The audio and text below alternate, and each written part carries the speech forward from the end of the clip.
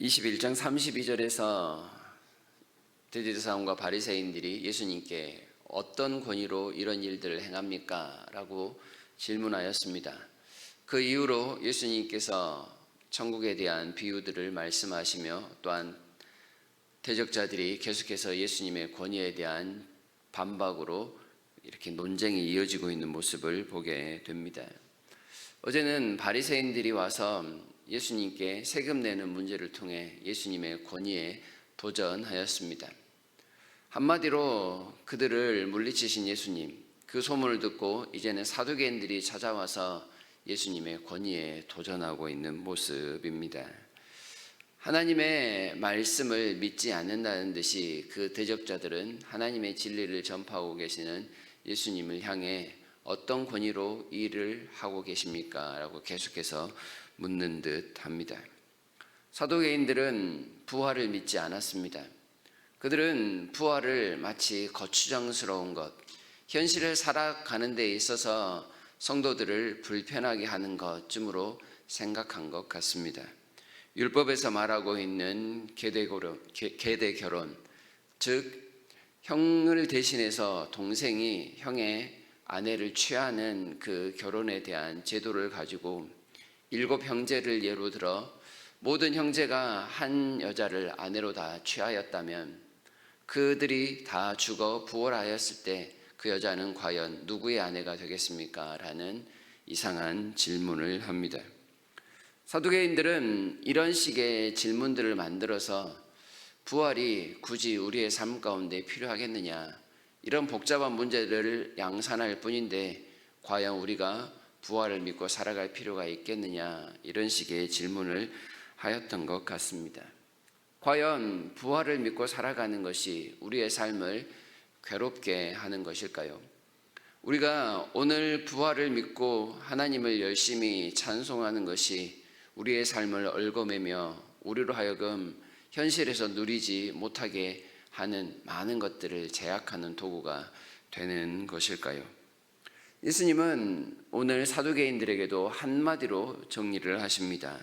29절과 30절에서 너희가 성경도 하나님의 능력도 알지 못하는 거로 오해하였도다. 부활 때에는 장가도 아니가고 시집도 아니가고 하늘에 있는 천사들과 같으니라 말씀을 하십니다. 부활의 불편함을 주장하는 사두개인들은 하나님의 권능에도 성경 말씀에도 그 권위를 두고 있지 않습니다. 모두 무시합니다. 사두개인들의 유일한 관심은 현실 세계입니다. 현실에 누리고 있는 그 모든 것에만 권위를 두지 그 다음에 이루어질지 않을지도 모르는 부활, 믿기도 어려운 부활에 결코 소망을 두지 않는다는 것입니다.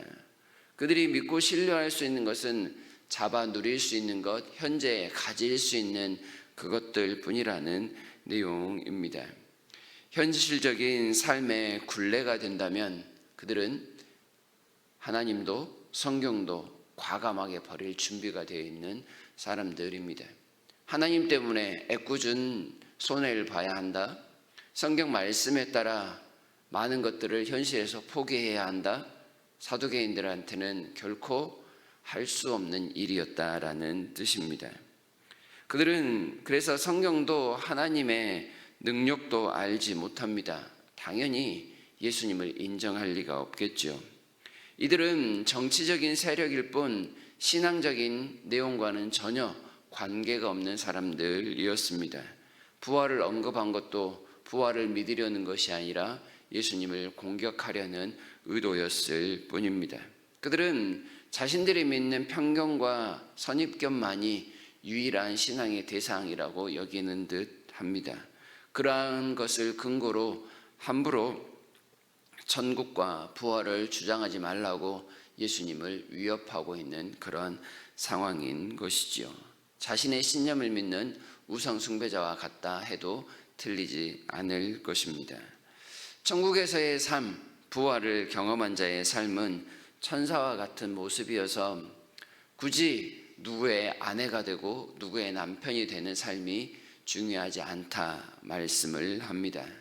중요한 것은 여전히 살아 숨쉬는 것이며 그 살아있는 자들의 하나님이 곧 우리가 믿는 하나님이다라는 점을 예수님께서 강조하십니다.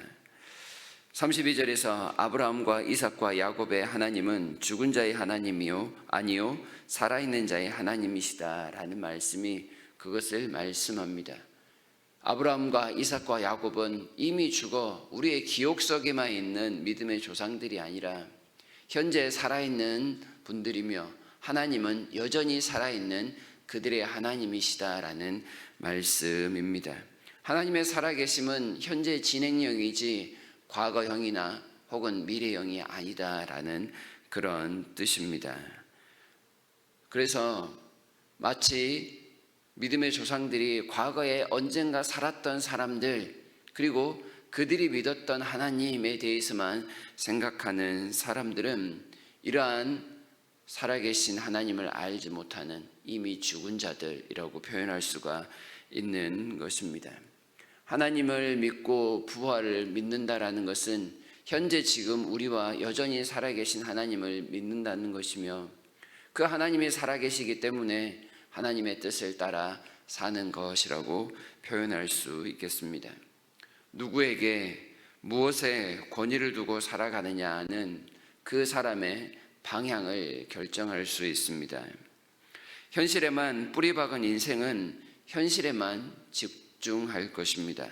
그러나 그들에게 현실은 가치가 별로 없습니다. 이미 죽은 인생이나 다름이 없기 때문에 그렇습니다. 사두개인처럼 자기 생각만 옳다고 여기며 얄팍한 성경 지식으로 비판이나 할 줄 아는 사람에게는 어떠한 생명력도 나타나 있지 않습니다. 성경을 믿지 못하니 당연히 부활을 인정하지 않습니다.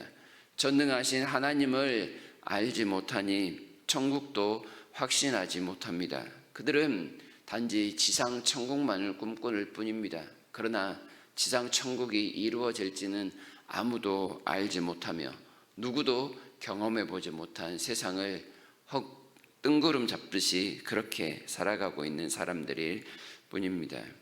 현재 많은 사람들이 이러한 사실을 꿈꾸며 살아가죠. 오직 세상만이 정답이다라고 말입니다.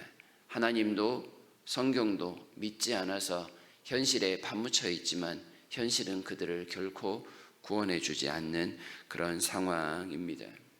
왜 우리는 부활을 믿으며 살아가야 할까요? 하나님께서 부활을 믿으면 많은 복을 주신다 하셨기 때문에 부활을 믿고 그 부활 때문에 현재의 많은 불편함도 감수하며 살아가는 것일까요? 아니면 부활이 우리의 삶의 일부가 되고 혹은 전부가 되었기에 이미 천국과 같은 삶을 살아가고 있기에 부활을 믿으며 살고자 노력하는 것일까요? 우리가 무엇을 얻기 위해서 부활을 살아가고자 한다면 그것은 잘못되었을 것입니다. 그러나 이미 하나님께서 우리를 부활한 사람으로 살게 하시기에 천국과 같은 삶을 미리 살고자 하는 것이라면 하나님의 능력으로 하루하루를 살아가는 것이라 말할 수 있을 것입니다. 세상에는 죽음만 가득합니다. 세상에는 세상의 것만 집중하도록 우리의 마음과 눈을 가리는 일들이 너무나도 많습니다. 그러나 예수께서 우리에게 오신 이유는 이 부활을 선물하기 위함이었습니다. 하나님께만 있는 이 고유한 생명의 능력을 우리에게 아낌없이 나누어 주시려고 예수께서 우리에게 오셨습니다. 우리를 택하시고 우리에게 먼저 손을 내밀어 주셨습니다. 지상 천국이 아니라 하나님의 영원한 나라에서 함께 안식하게 하시려고 우리에게 주신 선물 그리스도 예수의 십자가의 능력을 우리가 체험함을 통해 하나님의 권능을 알고 또한 천국을 확신하며 사는 삶이 되어야 하겠습니다. 그리고 우리가 부활을 경험했다면 우리의 믿음의 가족들과 또한 육신의 가족들을 위해서 기도하지 않을 수 없습니다. 부활을 부정하는 세상 가운데 살아가는 우리의 모든 가족들이 이러한 잘못된 신앙에 넘어가지 아니하고 이 상황에서도 여전히 부활하신 하나님의 손길을 체험하며 살아가도록 깨어 기도하는 일 말입니다. 살아계신 하나님을 경험함을 통해 지난 주일에 말씀을 들었던 것처럼 기도하면 이기고 기도를 쉬면 지는 그런 현실이 반복될 때 계속해서 기도하는 누군가의 입술을 통하여 승리를 맛보는 우리가 될 수 있도록 말입니다. 그리고 세상을 거스르는 부활을 살아가는 우리의 삶이 세상에도 교훈이 되어 우리를 통하여 복음이 더욱더 많이 증거될 수 있도록 그렇게 깨어 기도하는 삶이 필요하겠습니다. 부활을 확신하면서 세상과 더불어 싸워 이기는 복된 삶을 오늘도 살아가실 수 있기를 진심으로 바랍니다.